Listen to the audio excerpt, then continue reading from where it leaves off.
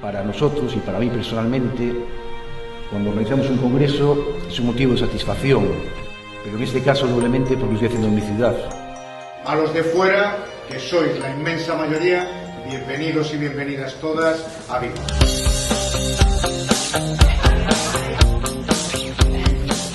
Y a continuación, Carlos.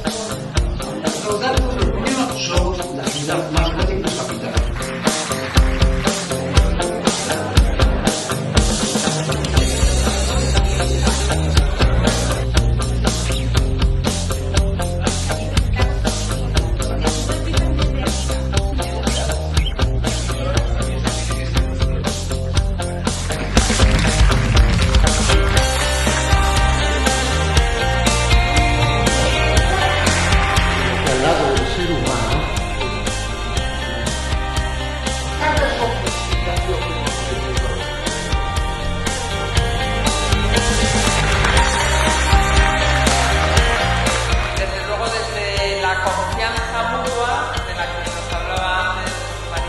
Además, en este caso es un orgullo. Lo quiero agradecer porque muchos habéis tenido dificultades para llegar hasta aquí. Yo le agradezco a él personalmente y a toda la Junta Directiva de CECAP que se haya podido celebrar aquí en Galicia.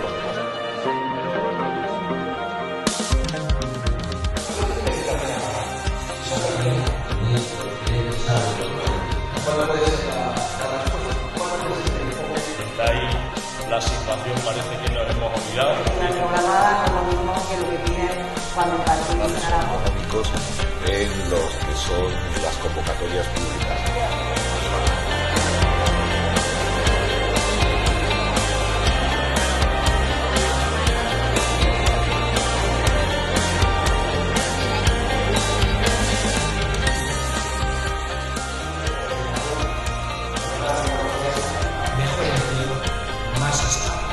Animando a que tenemos que cambiar el sistema, que mirar otro, que nos tenemos que preocupar. El reconocimiento a la iniciativa empresarial vinculada por la formación en la persona de don Manuel Carlos Díaz. Muy agradecido con este premio y sintiéndome en casa.